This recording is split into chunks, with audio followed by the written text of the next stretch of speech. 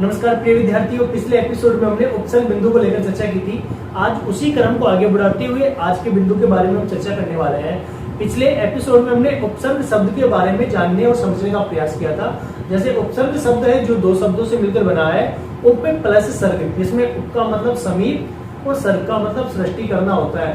अर्थात वे शब्दांश जो किसी मूल शब्द के पहले यानी पूर्व में जुड़कर नए शब्द का निर्माण करते हैं और उसके अर्थ में परिवर्तन करते हैं, उसे उपसर्ग कहते हैं। उपसर्ग अपने आप में शब्दांश होते हैं, ये मूल शब्दों के पूर्व में यानी प्रारंभ में जोड़े जाते हैं और नए शब्दों का निर्माण करते हैं। इसी के साथ में प्रिय विद्यार्थी, उपसर्गों का अलग से कोई अर्थ नहीं होता है और अधिकांशतः उपसर्गों का प्रयोग संधि नियमों के साथ में लागू होता है। अधिकांश तो होता है, मतलब हमेशा नहीं होता, अधिकांश यानी कुछ कुछ उदाहरण ऐसे होते हैं जिनमें हम संधि के साथ में उपसर्ग नियम का भी प्रयोग करते हैं।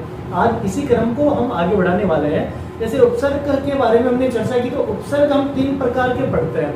उपसर्ग के प्रकार हम तीन प्रकार से समझने वाले हैं। जैसे सबसे पहले हमने संस्कृत भाषा के उपसर्ग देखे, जिनकी संख्या 22 होती है, जिनको हम तत्सम उपसर्ग भी कहते हैं। इसके बाद में हमने हिंदी उपसर्गों के बारे में चर्चा की थी, लेकिन हिंदी के जो उपसर्ग होते हैं उनके बारे में विस्तार पूर्वक अध्ययन नहीं किया था। हमने ये चर्चा की थी कि हिंदी के उपसर्ग हम पढ़ने वाले हैं, सीखने वाले हैं। उसके बाद में विदेशी भाषा के उपसर्ग हम सीखने वाले हैं। तो आज हम सीखने वाले हैं हिंदी भाषा के उपसर्ग। प्रिय विद्यार्थियों, इनको हम तद्भव उपसर्ग भी कह सकते हैं, लेकिन इनकी संख्या निश्चित नहीं होती है, जबकि जो संस्कृत के तत्सम उपसर्ग होते हैं जिन्हें हम कहते हैं, उनकी संख्या निश्चित होती है, 22 होती है। तो आज हम देखो उपसर्ग बिंदु पढ़ रहे हैं, जिसमें हमने संस्कृत के उपसर्ग पढ़ने का प्रयास किया है। संस्कृत के उपसर्ग हम सीख चुके हैं। आज हम हिंदी भाषा के उपसर्ग सीखने वाले हैं। कौन सी भाषा के? हिंदी भाषा के उपसर्ग। कौन सी भाषा के? हिंदी भाषा के उपसर्ग हम सीखने वाले हैं। इनकी संख्या निश्चित नहीं होती है। देखो ये हमारे पास हमने ए, अन, अध, उ, उन, पच, चौ, दु, औ, नाना, बिन, भऊ, से, ने, के, का, उ, भर, पर, आप, सम, चिर और नी। ये हमारे पास लगभग 22 से 23 उपसर्ग हो गए हैं। वैसे इनकी संख्या निश्चित नहीं होती है प्रिय विद्यार्थियों। यदि परीक्षा में प्रश्न आता है कि उपसर्गों की संख्या कितनी होती है, तो हमारे जहन में होना चाहिए 22। हिंदी के पाठ्यक्रम में यदि उपसर्ग को लेकर, संख्या को लेकर प्रश्न होता है, तो हमारे जहन में 22 होने चाहिए। हमें ये नहीं करना कि इसने हिंदी के पूछे, संस्कृत के पूछे, संख्या की बात करें तो हमें 22 ही जहन में रखने हैं और होते भी 22 है। हिंदी के जो उपसर्ग हम पढ़ते हैं, तद्भव जिन्हें कहते हैं, तद्भव तद्भव उपसर्ग, यहाँ नीचे लिख देता हूँ मैं, इनको तद्भव उपसर्ग भी कहा जाता है। तद्भव, इनकी संख्या निश्चित नहीं होती। इनमें सबसे पहले ए, अन, अद, उ, उन, पच, चौ, दु, औ, नाना, बिन, बहु, सैन, के, का, कु, भर, पर, आप, सम, चिर, नी। अब इनसे बनने वाले शब्दों के बारे में हम जानने का प्रयास करेंगे।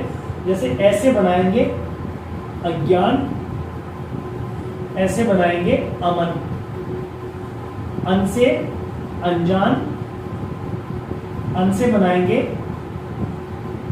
अनदेखा, अध से बोलेंगे अधमरा, अध से बनाएंगे अधजला। जैसे उसे उचक्का, उसे बनाएंगे उजाड़ना, उनसे बोलो 39, उनसे बनाएंगे 29, पच से बोलो पचरंगा और पच से बनाएंगे पचमेला। चौ से बोले चौरंगा, चौ से बनाएंगे चौराहा। दू से दुनाली, दू से बना सकते हैं दुरंगा। औ से बोलो अवगुणे, औ से बनाएंगे अवसर। नाना से बोलो नाना प्रकार या नाना मूल्य। बिन से बोलो बिन वजह, बिन से बनाएंगे बिन ब्याहा। बहु से बोलो बहुवचन और बहु से बनाएंगे बहुमत। विद्यार्थी बहु मतलब एक से अधिक, अधिक के अर्थ के बोध कराता है। आप लोगों के जहन में आ रहा होगा तो ये बहु जो वधु के अर्थ के संदर्भ में होता है, ये बड़ी ऊ की मात्रा का प्रयोग होता है ना। बहु का मतलब छोटे ऊ की मात्रा का प्रयोग किया हुआ है, तो बहु का मतलब होता है अधिक, यानी बहुत ज्यादा।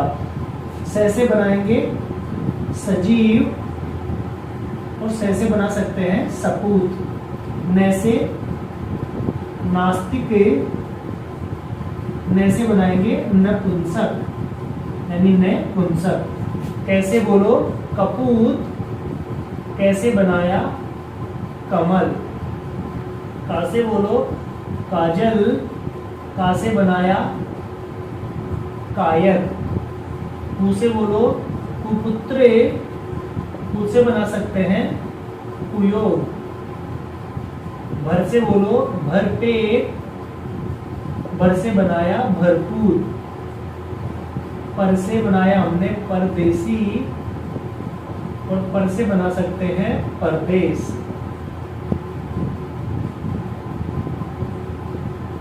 आपसे आपका आज या आप बीती, और आपसे बना सकते हैं आप काज, यानी स्वयं। सम से बना सकते हैं समकोण, और सम से हमने बनाया समतल। चिर से बना सकते हैं चिरायु, और चिर से बना सकते हैं चिरंजीवी। चिरकाल लिख देंगे, चिरकाल ठीक होगा, चिरकाल। नी से बना सकते हैं निडर, और नी से बना सकते हैं निकम्मा। तो इस प्रकार से हिंदी भाषा के उपसर्ग और इनसे बनने वाले शब्द हैं। एक बार इनका दोहरान कर लेते हैं। ऐसे अज्ञान, ऐसे अमन, अन से अनजान, अन से अनदेखा, अध से अधमरा, अध से अधजला, उ से उचक्का, उ से उजाड़ना, उन से 39, उन से 29, पच से पचरंगा, पच से पचमेला, चौ से चौरंगा, चौ से बनाया चौराहा, दू से दुनाली, दू से दुरंगा, औ से अवगुण, औ से अवसर, नाना से नाना प्रकार, नाना से नाना मूल्य, बिन से बिन वजह, बिन से बनाया बिन ब्याहा, बहु से बहुवचन, बहु से बहुमत, से सजीव, से सपूत, न से नास्तिक, और न से नपुंसक। कैसे कपूत, कैसे बनाया कमल। का से काजल, और का से कायर। कु से कुपुत्र, कु से बनाया कुयोग। भर से भरपूर, और भर से भरपेट। पर से बोलो परदेसी, पर से बनाया परदेश। आप से आप बीती, आप से बनाया आपकाज। इसी प्रकार सम से बोलो समकोण, सम से समतल। चिर से चिरायु, चिर का मतलब दीर्घ होता है लंबे समय के लिए, और चिरायु कहते हैं जिसकी आयु दीर्घ हो, लंबी हो। चिरकाल, नी से बोलो निडर, और नी से बनाया निकम्मा। प्रिय विद्यार्थियों, हमने प्रत्येक उपसर्ग यानी हिंदी भाषा की जो उपसर्ग है इनसे दो दो उदाहरण बढ़ाए हैं। आप लोग, ऐसा नहीं है कि यहाँ दो दो ही होते हैं, और भी अधिक उदाहरण होते हैं, तो आप लोग दो के स्थान पे तीन तीन और बनाएंगे। ऐसे करके 5 उदाहरण आप सीखने का प्रयास करेंगे। जैसे हमने 2 सीखे हैं, आप 2 के साथ में 3 और ऐड करेंगे, तो आपके लिए 5 उदाहरण सेपरेट हो जाएंगे, मतलब 5 उदाहरण आप सीख लेंगे। ये थे हमारे हिंदी भाषा के उपसर्ग। अब सीखने वाले हैं विदेशी भाषा के उपसर्ग। कौन सी भाषा के? विदेशी भाषा के उपसर्ग। देखो, विदेशी भाषा की जो उपसर्ग होता है, पहले बात तो विदेशी शब्द से आप समझ रहे होंगे, विदेशी उपसर्ग के बारे में समझ रहे होंगे। विदेशी उपसर्ग ये थे हिंदी भाषा के, जिन्हें तद्भव भी कहा जाता है। सबसे पहले हमने सीखा संस्कृत भाषा के उपसर्ग, जिनकी संख्या 22 होती है। इसके बाद में हमने सीखने का प्रयास किया हिंदी भाषा के उपसर्ग। अब हम सीखने वाले हैं विदेशी भाषा के उपसर्ग। विदेशी भाषा के उपसर्ग, विदेशी भाषा के उपसर्ग, इनको हम विदेशज भी कह सकते हैं, विदेशज भी उपसर्ग कह सकते हैं। यानी विदेश प्लस जय, यानी विदेश में इनका जन्म हुआ है, इसलिए इनको विदेशज उपसर्ग कहते हैं। एक विद्यार्थियों, इन शब्द मतलब इन जो विदेशी उपसर्ग जो होते हैं, इन विदेशी उपसर्गों का प्रयोग हम केवल और केवल विदेशज शब्दों के साथ में ही करते हैं इनका प्रयोग। मतलब ये जो उपसर्ग होते हैं ये विदेशज शब्दों के पहले ही जुड़ते हैं। जैसे हमने तद्भव सीखे, तो तद्भव उपसर्ग जो होते हैं, यानी जैसे हम हिंदी भाषा के उपसर्ग कह रहे हैं, तो हिंदी भाषा के उपसर्ग तद्भव शब्दों के पहले ही प्रयुक्त होते हैं। जैसे हमने तत्सम सीखे, तो वो संस्कृत भाषा के शब्दों के पहले ही प्रयुक्त होगी। इसी प्रकार विदेशज जो उपसर्ग होते हैं, विदेशी भाषा के जो उपसर्ग होते हैं, ये विदेशी शब्दों के पहले ही प्रयुक्त होते हैं। जैसे देखो इसके अंतर्गत हम बात करें तो इनकी संख्या भी निश्चित नहीं होती है, इनकी संख्या भी निश्चित नहीं होती है। इनके अंतर्गत बे, बा, दरे, कामे, ला, ना, अरे, सरे, हमे, सबे,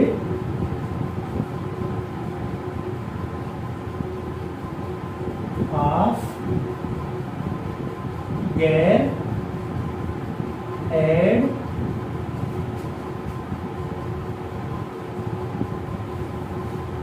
खुश,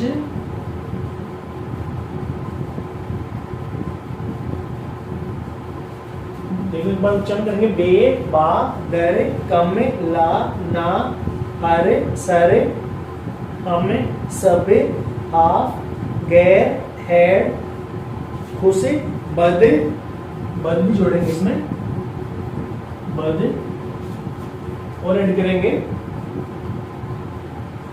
बे, और भी होते हैं प्रिय विद्यार्थियों। इनकी संख्या भी निश्चित नहीं होती है। जैसे संस्कृत भाषा के उपसर्गों की संख्या 22 होती है, जबकि हिंदी और विदेशी भाषाओं की संख्या निश्चित नहीं होती है। हमने देखो सबसे पहले बे, बा, दर, कम, ला, ना, अरे, सरे, हम, सब, हाफ, गैर, हेड, खुश, बद, बै, ये विदेशी भाषा के उपसर्ग हैं और भी होते हैं, इनकी संख्या निश्चित नहीं होती है। हम सबसे पहले विदेशी भाषा के उपसर्गों से बनने वाले शब्दों के बारे में चर्चा करेंगे कि बे, बा, दर, कम, ला, ना, अरे, सर, हम, सब, हाफ, गैर, हेड, खुश, बद और बै। तो हम बे से बनाएंगे, बे से हम बनाएंगे, बे से बना सकते हैं हम बेवजह है। क्या बना सकते हैं? बेवजह है। और बे से बना सकते हैं बेवफा। क्या बना सकते हैं? बेवफा। अरे बा से बोलो बाकायदा, बा से बनाया बाकायदा, और बा से बना सकते हैं बा इज्जत। क्या बना सकते हैं? बा इज्जत। अब यह देखो इज्जत शब्द है जो विदेशी विदेशी भाषा का शब्द है, और ये बा भी विदेशी भाषा का ही उपसर्ग है। विदेशी भाषाओं के अंतर्गत प्रिय विद्यार्थियों, जैसे हम बात करें अंग्रेजी भी शामिल होती है, उर्दू भी होती है, अरबी फारसी भी होती है, चीनी भाषा के शब्द भी आते हैं। तो बहुत सारी भाषा हुई है। विदेशों में जो भाषा का जन्म हुआ, जिस भाषा का जन्म हुआ है, और जिन भाषा के उपसर्गों को हम प्रयोग करते हैं वो विदेशज हुआ है, विदेशी भाषा के उपसर्ग कहलाते हैं। जैसे बे से बेवजह, बेवफा, और बा से बनाया बाकायदा, बा इज्जत। इसी प्रकार दर से दरअसल, दर से बनाया दरमियान, कम से बोलो कमजोर, और कम से बना सकते हैं कम अक्ले। ला से बोलो लावारी से, ला से बोलो लाजवाब, जिसका कोई जवाब नहीं हो, लाजवाब होता है। लाजवाब जानते हो ना, जिसका कोई जवाब नहीं होता है। ना से बोलो नालायक है, और ना से नापसंद है। हर से बोलो हरदम, हर रोज। सर से बोलो सरपंच, सर से सरदार। हम से लिखेंगे हम सकले, हमसे हम वतन है। सबसे बोलो सब इंस्पेक्टर। 100% आते हैं, हिंदी के 100% आते हैं सब इंस्पेक्टर में। और सबसे बना सकते हैं सब कमेटी। आपसे बोलो हाफ कमीज। आपसे बना सकते हैं हाफ माइंड। हाफ माइंड जानते हो ना? हाफ माइंड जानते हो? गैर से बोलो गैर हाजिर, गैर से बोलो गैर मर्द, हेड से बोलो हेड ऑफिस, हेड से बनाएंगे हेड ऑफिस, और हेड से बना सकते हैं हेडमास्टर। कौन सा मास्टर? हेडमास्टर। इसी प्रकार खुश से खुशदिल, खुशबू, बद से बदनाम, बदकिस्मत, वैसे बनाएंगे बनाम, वैसे शब्द बनाएंगे। देखो एक बार, वैसे बनाम और वैसे क्या बनाएंगे? बगैर भी बना सकते हैं, बदौलत भी बना सकते हैं, बदौलत, बदौलत। तो ये थे हमारे विदेशी भाषा के उपसर्ग। एक बार देखेंगे, इनका दोहरान करेंगे, सीखने का प्रयास करेंगे। जैसे देखो हमने बे से बनाया बेवजह, बेवफा। अरे बा से बोलो बाकायदा, बाइज्जत। दर से दरअसल और दरमियान हमने सीखा है। कम से कमजोर, कम से कम अक्ल। अरे ला से लावारिस और ला से लाजवाब। जिसका कोई जवाब नहीं होता वो क्या होता है? लाजवाब होता है। क्या होता है? लाजवाब होता है। ना से नालायक और ना से नापसंद। अरे हर से हरदम, हर से बनाया हर रोज। सर से सरपंच, सर से सरदार। हमसे बोलो हम शक्ल, हमसे बनाया हम वतन। सब से सब इंस्पेक्टर और सबसे बनाया सब कमेटी। हाफ से हाफ कमीज, हाफ से बनाया हाफ माइंड, हाफ प्लेट भी बना सकते हैं। गैर से बनाया गैर हाजिर, गैर से सीखा गैर मर्द। अरे हेड से हेड ऑफिस और हेड से बनाया हेड मास्टर। खुश से बनाया खुशदिल, खुश से बनाया खुशबू। बद से बोलो बदनाम और बद से सीखा बदकिस्मत। वैसे बनाया बनाम और वैसे हमने बनाया बदौलत। ये थे प्रिय विद्यार्थियों हमारे विदेशी भाषा के उपसर्ग। हमने टोटल 2 एपिसोड के माध्यम से कुल 3 भाषाओं के उपसर्ग सीखने का प्रयास किया है, जिसमें हमने पहले एपिसोड में सीखा कि उपसर्ग किसे कहते हैं, उपसर्ग के कुछ महत्वपूर्ण तथ्य होते हैं उनके बारे में जानने का प्रयास किया। उपसर्ग की परिभाषा, उपसर्ग शब्द की उत्पत्ति के बारे में हमने चर्चा की। उसके साथ में हमने उपसर्ग के प्रकार के बारे में अध्ययन किया। फिर हमने संस्कृत भाषा के उपसर्गों को सीखने का प्रयास किया। उसके बाद में हमने हिंदी भाषा के उपसर्ग सीखने का प्रयास किया। और आज के एपिसोड में हमने हिंदी और प्लस में विदेशी भाषा के उपसर्ग भी सीखने का प्रयास किया है। प्रिय विद्यार्थियों, आशा और उम्मीद करता हूं कि आपको अच्छे से समझ में आया होगा। आप इसी प्रकार हमारे से बनने रहिए, जुड़े रहिए और हमारे चैनल को ज्यादा से ज्यादा लाइक और शेयर सब्सक्राइब कीजिए, ताकि आपके लिए हम नए नए बिंदु बड़े तौर तरीके के साथ लेकर आपसे जुड़े रहें और हर एपिसोड में आपके लिए कुछ ना कुछ नया लेकर आपके सामने फिर से हाजिर हो सके। आज के लिए इतना ही और आपका बहुत बहुत धन्यवाद।